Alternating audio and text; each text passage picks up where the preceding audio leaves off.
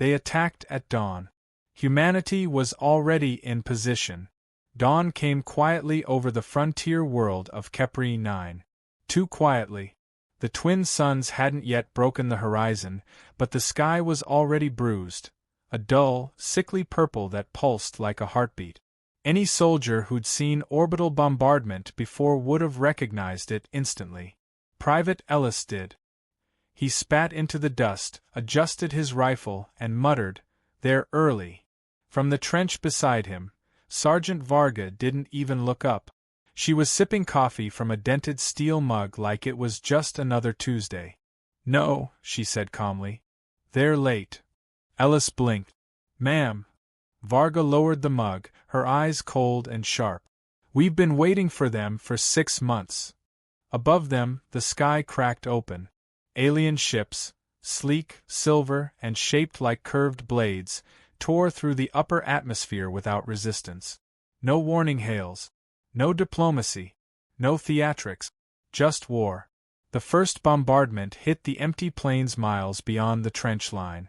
Fire bloomed across the horizon in silent, blinding bursts, turning rock and sand into glass. The shock wave arrived seconds later, rolling across the ground like thunder. Ellis flinched. Varga didn't. "Time?" she asked. A voice crackled through the calm bead in her ear. "Contact confirmed. Phase 1 initiated. All units hold position." Ellis frowned. "Hold position? They're glassing the planet."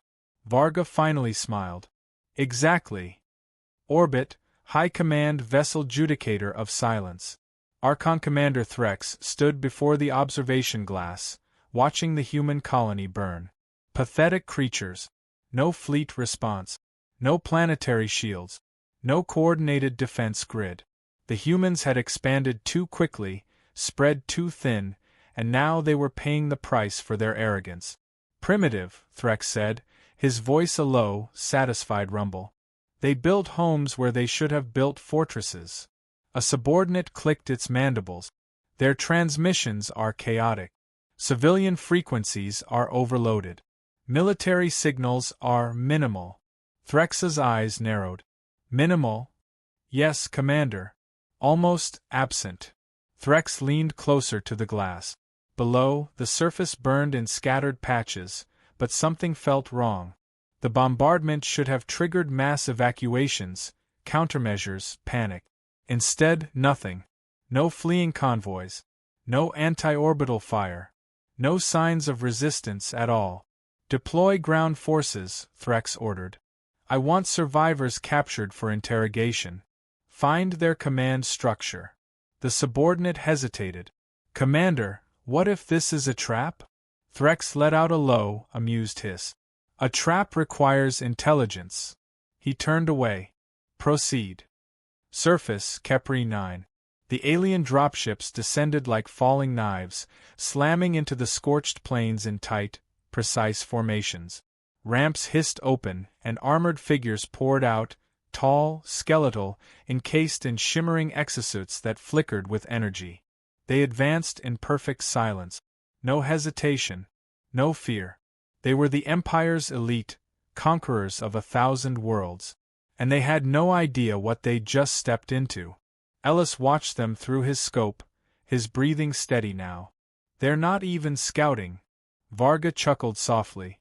"Why would they? Last 10 species they hit folded in under an hour." Ellis swallowed. "And us." Varga's smile turned sharp. "We sent them an invitation."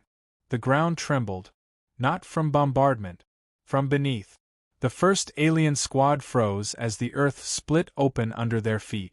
Massive steel doors, hidden beneath meters of dirt and rock, blew outward in a controlled explosion. From the darkness below, something rose. Tanks. Not sleek, modern designs, but brutal, ugly machines, covered in layered armor and bristling with oversized cannons. Their engines roared like beasts waking from a long sleep. Ellis grinned. "Oh, that's new." Varga shook her head. "That's old." The first shot thundered across the battlefield. An alien dropship vanished in a fireball. Then everything went to hell. "Orbit, Judicator of Silence."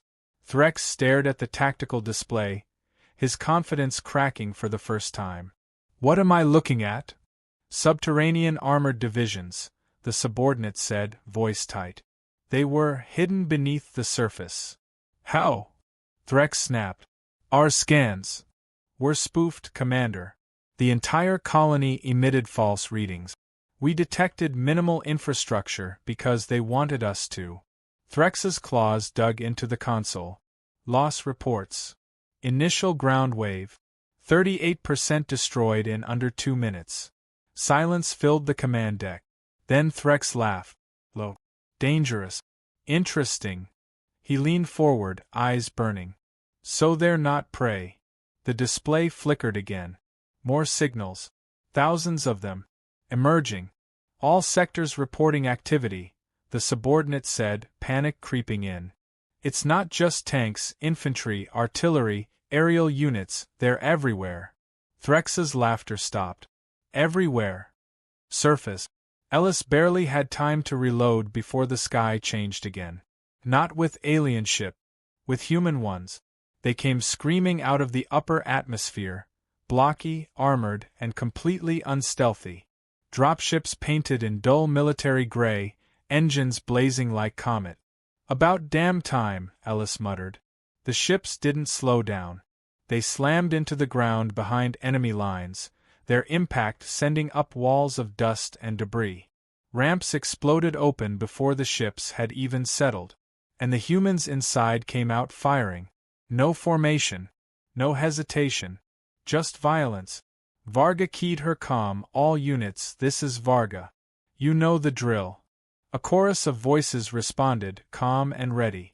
Let's remind them, she said, rising from the trench, why you don't knock on humanity's door uninvited. Ellis followed her up, heart pounding. The battlefield was chaos now, alien forces scrambling to regroup, human armor pushing forward, artillery shells screaming overhead. But something else was happening. Something worse. The aliens were adapting. Ellis saw it in the way their formations shifted, how their weapons recalibrated mid-firefight, how their shields began to resist human rounds. They're learning, he said. Varga nodded. Good. Ellis stared at her. Good. She checked her rifle, her expression unreadable. Phase 2 doesn't work unless they think they've figured us out. A shadow passed overhead. Ellis looked up, and felt his stomach drop. A massive alien warship was descending, its hull glowing with energy. It wasn't here to deploy troops. It was here to erase everything. Sarge. Ellis said slowly. I think they're done playing. Varga followed his gaze. For the first time, her smile faded. Yeah, she said quietly. So are we. She tapped her comm one last time. Command, this is ground lead. They've committed a capital asset. A pause. Then a voice replied, calm, almost bored. Copy that, Varga. Proceed with Phase 2. Ellis frowned. Phase 2. Varga looked at him, something almost like pity in her eyes. Ever wonder why we didn't put up orbital defenses? Ellis hesitated. Because we couldn't? Varga shook her head. No, she said. Because we wanted them to bring their biggest gun. The ground beneath them hummed. Not like before. Deeper. Older. Ellis felt it in his bones. Sarge. Varga stepped back, eyes fixed on the horizon. Now, she said softly, we show them ours. The earth split open again. But this time, it wasn't tanks. And far above, in orbit, Archon Commander Threx finally understood the terrible truth. Humanity hadn't been caught off guard. They had been waiting. And the real battle hadn't even started yet. The trap tightens. The alien warship hovered above the planet like a predator savoring a meal it thought it had cornered. Its hull glimmered with energy shields, the size of a small moon, its weapons systems bristling with death. Threx watched the battlefield from orbit, fully confident the humans would scatter beneath its shadow. He was wrong. The first human artillery salvo slammed into the ground beneath the descending warship, but it barely made a dent in its armor. The ship retaliated with a pulse blast meant to vaporize the surface below. Entire battalions should have been incinerated. Instead, the ground opened. Massive subterranean tubes, camouflaged as canyons and rock formations, erupted. Hundreds of armored railguns mounted on giant vehicles poured fire into the alien troop. Artillery shells lobbed from hidden positions, tracking their targets with perfect precision. Mines, magnetic disruptors, and flamethrower arrays erupted like a symphony of human-engineered chaos. Ellis ducked behind a jagged boulder, reloading his rifle as he watched alien squads fall apart. I didn't think they could. Varga cut him off with a grin. You didn't think humans could, Ellis. That's the point. Above, human dropships collided with alien formations like wrecking balls of steel, metal and fire crashing through alien rank. Infantry poured out, not in neat lines, but in brutal swarming patterns. Shockingly coordinated. Savage. Every move seemed random, yet somehow perfectly lethal. Ellis spotted an alien commander shouting orders, trying desperately to form a defensive line. Varga pointed her rifle and squeezed off a single round. The commander went down instantly, a plasma round piercing a weak point in the armor no alien engineer ever thought humans would find. Surprise, she muttered. Orbit, judicator of silence. Threx's claws raked across the tactical console. His fleet reports were coming in as a nightmare manifest. Subterranean defenses, entire divisions hidden beneath the planet's surface, were now hammering his troops.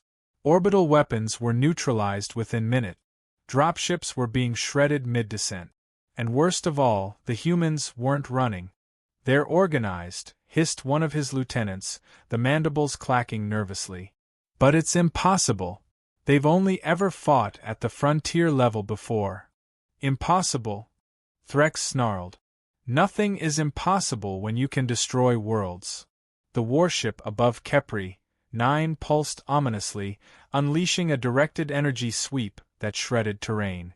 Craters the size of small cities appeared instantly. The humans in the trenches should have been dust, yet Ellis, Varga, and their squads were moving, flanking, ducking, firing, and disappearing into the ruins as if they were ghosts. Commander, another subordinate whispered, panic rising, they're baiting us. Every strike they take, every move, they're drawing us in. Threx's eyes narrowed, a rare glimmer of unease surfacing. Baiting us? Yes, sir. They're leading us toward.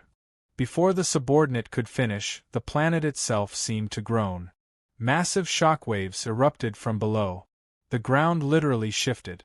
Entire canyon walls collapsed, revealing gigantic railgun emplacements, mobile missile platforms, and armored fortresses hidden for decades.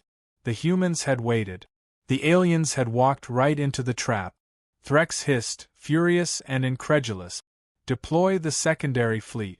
Fire everything. Flatten them. Surface. Varga shouted through the comms, her voice steady, almost bored. Phase 3. Ellis, you ready? Ellis's heart pounded. Phase 3? You said we were already showing them ours. Varga smirked, eyes narrowing. This is the part where we show them ours isn't even the real trick. From the depths of the planet, massive mechanical behemoths emerged. Taller than buildings, bristling with weapons no alien design had anticipated. Railguns, plasma cannons, missile pods, and electromagnetic pulse emitters. The sheer scale was terrifying. Their engines thudded against the ground like a heartbeat of vengeance. Ellis's jaw dropped. Holy God! Varga nodded. Yeah. That's why we didn't bother with orbital defenses.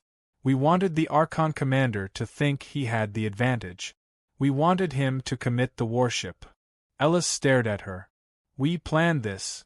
Varga tilted her head, almost affectionately.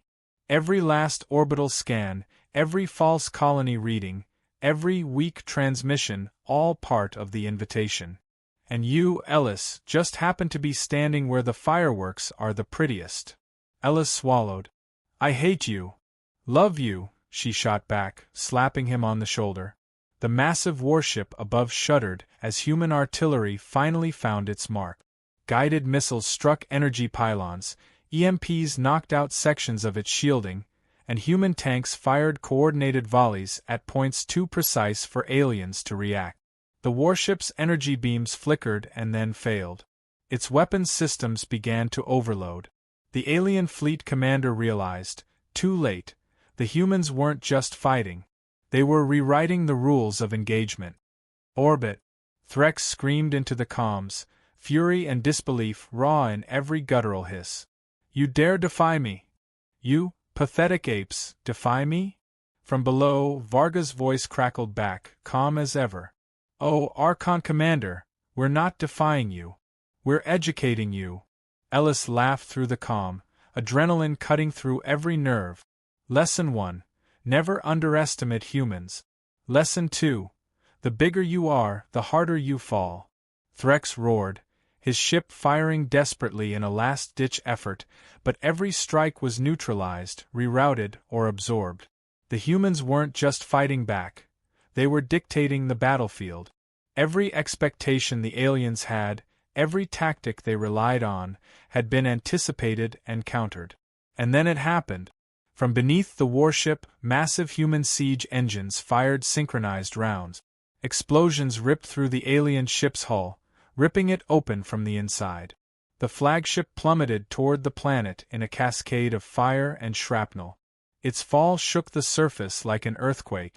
Ellis tumbled in the dust, staring at the inferno. Varga grinned, wiping soot from her face. And that, Ellis, is how you start a war the right way. The aliens on the surface were stunned. The ones who survived the bombardment froze in disbelief. They had come expecting a quick, ceremonial victory, and instead faced annihilation, engineered by creatures they thought were weak. Ellis looked over the battlefield. Wrecked dropships, burning alien armor, and human forces pushing forward like an unstoppable wave. They're running. Varga shook her head. No, Ellis. They're learning. And that's the worst thing that can happen to them. Above them, orbital sensors picked up more alien warships warping in from nearby systems. But now, humanity had the initiative. Every new wave would face a planet that wasn't just defended. It was alive, predatory, and merciless. Varga turned to Ellis. Ready for Phase 4? Ellis's stomach sank. Do I have to be ready? She grinned, teeth flashing white in the rising sun. You were born ready, Private. Just didn't know it yet. And as humanity's weapons systems roared, painting the dawn with fire and shadow, the aliens realized one thing. The humans hadn't just survived. They had planned this. And the galaxy had never seen predators like them before. Vengeance unleashed. The horizon burned in a relentless sunrise of fire and smoke. Kepri 9 was no longer a colony. It was a fortress, a war machine, a nightmare made of metal and human ingenuity. Ellis staggered to his feet, brushing grit and blood from his uniform. The acrid smell of ozone, scorched armor, and molten rock filled his lungs. Around him, human forces moved with lethal precision, combining artillery, armored columns, and infantry assaults into a single, unstoppable symphony. Varga appeared beside him, helmet removed, face streaked with sweat and grime, but eyes gleaming with that same cold, calculated fire. Ellis, she said, voice low, almost intimate, you ever seen aliens panic? Ellis snorted. Doesn't look like panic. More like confusion, terror, and regret all rolled into one ugly package. She nodded. Exactly. And that's how we break them. Above the planet, the remaining alien warships circled like wounded predators. Threx's voice, usually all command and authority, cracked through the comms like a whip. You are not prepared for the scale of this retaliation, humans. Varga keyed her comm, replying with calm, sardonic confidence. Scale? Oh, Archon Commander, we planned for scale. You just didn't read the invitation properly. Ellis grinned, shouldering his rifle. Bet he wishes he stayed home for breakfast. The alien flagship tried to flee, but human orbital artillery tracked every movement. Missiles pierced shields. Railgun volleys erupted from hidden underground emplacements, tearing holes through the hull. The flagship shuddered violently, twisting and spinning before finally crashing into the surface, sending a shockwave that flattened the nearest alien infantry. Threx's scream of rage echoed across every comm channel. This cannot be. They are humans. Humans, Varga said softly, almost to herself. Never forget, Threx. We are the ones you invited to the party. Surface. Ellis and Varga advanced across the ruined plains, each step a rhythm in the deadly ballet of human ingenuity. Alien units scrambled, trying to regroup, but every maneuver had already been anticipated. Tanks crushed armored walkers. Artillery annihilated alien reinforcements before they could deploy. Human infantry moved in unpredictable swarms, using urban ruins, craters, and even dead alien machines as cover. A squad of alien sharpshooters tried to take Varga down. A single shot from her rifle cut through the targeting optics of their exosuits, and they collapsed into the dust. Tell me again why they keep underestimating us, Ellis muttered. Because, Varga said, firing into another alien squad, we're not supposed to be predictable. And predictability is the death of every alien empire that comes to a human planet thinking it's a buffet. Threx's orbital sensors lit up with more incoming signals. Neighboring fleets were responding to the distress call. Tens of thousands of ships converged on Kepri 9. To Threx, it was a lifeline. To Varga, it was fuel. Phase 4, she whispered into her comm, time to make them regret ever sending scouts. Ellis froze. Phase 4. Varga smiled. Ever wonder why humans always send signals to be detected? Ellis's stomach sank. I don't. The ground trembled beneath them as massive subterranean tunnels erupted again, spewing out long-forgotten siege engines, armored walkers, and missile platforms the size of buildings. Electromagnetic disruptors activated across the battlefield, rendering alien communications useless. Human cyber warfare teams, hidden beneath the surface in shielded bunkers, took over alien targeting systems, turning their own weapons against them. Ellis's eyes widened. They're using their own tech. Varga nodded. Nothing says, welcome to Earth, like teaching them a lesson with their own toys. High orbit. Threx watched in horror as alien warships turned on each other. Energy weapons overloaded, shields collapsed, and firestorms raged across multiple hulls simultaneously. His meticulously trained crews were helpless. Every tactic they had relied on, speed, precision, technology superiority, was now a liability. Every assumption he'd ever made about human weakness had been exploited to devastating effect. Commander, one subordinate chittered nervously, we are losing everything. We cannot retreat. The humans. They are everywhere, Threx hissed, voice raw. They are in my head. They know. They anticipate. They. A sudden explosion tore through the flagship's bridge. Alarms screamed. Fires raged. Threx's claws raked across the console as the systems went dark. For the first time, the Archon commander was truly powerless. Surface. Ellis and Varga moved through the battlefield, their forces pushing forward relentlessly. Alien squads that had survived the initial assaults now fled in terror, only to stumble into well-planned ambushes. Human snipers picked off officers. Mobile artillery targeted retreat routes. Tanks and armored walkers cut through alien formations like knives through paper. Ellis paused to reload, watching a squad of alien elites trying to retreat under cover of a ruined cityscape. Varga crouched beside him. You ever feel bad for them? Ellis shook his head. Nope, not even a little. They came for us. She smiled, cold but triumphant. Good. Because they're about to learn the hard way why humanity doesn't just fight back, we remember. Above them, the final orbital warships tried to execute a coordinated strike, but every shot was countered, redirected, or intercepted. Alien communication lines were severed, their AI systems corrupted. Panic spread faster than the humans could physically advance. They were watching their empire unravel from every angle. Ellis finally lowered his rifle for a moment, scanning the devastation. "They're gone," he muttered. "All of them?" Varga's eyes swept the battlefield. "Not yet. But they will be. And when this is over, the galaxy will remember Khepri 9. Not as a colony, not as a weak frontier planet, but as a warning." The ground shook beneath them. Massive subterranean weapons fired their final salvo, destroying the last pockets of alien resistance. Smoke, fire, and molten metal painted the dawn sky in reds and oranges. Silence followed. For a heartbeat, the battlefield was still. And then, Varga turned to Ellis. "Lesson 5, she said, voice low, almost reverent, "never bet against humans. Ever." Ellis nodded, finally understanding. Humanity hadn't just survived. They hadn't just defended a planet. They had annihilated an enemy fleet with nothing but planning, cunning, and brutal efficiency. But even as the adrenaline faded, Ellis could feel the weight of what had been unleashed. The aliens would come back. They always did. And when they did, humanity would be ready. Because this wasn't just victory. It was a declaration.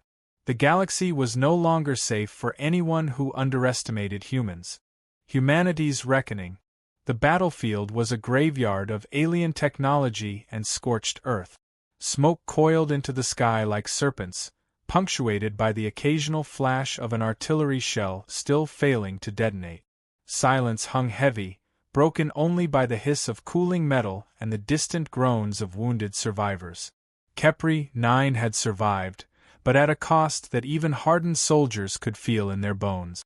Ellis stood atop a ridge, surveying the carnage. Alien exosuits smoldered in the dust, their occupants either dead or scrambling helplessly. Dropships were smashed beyond recognition, and the once pristine plains were scarred with craters, trenches, and the twisted remains of machines. He turned to Varga, exhaustion etched on his face. "So that's it?" he asked, voice hoarse. "We win." Varga didn't answer immediately. She scanned the horizon, eyes narrowed. Then, slowly, she exhaled. "We win today. But tomorrow, the galaxy will hear about this. Every empire, every fleet, they'll remember Khepri 9. And they'll fear us." Ellis laughed bitterly. "Fear us or hate us?" Varga smirked.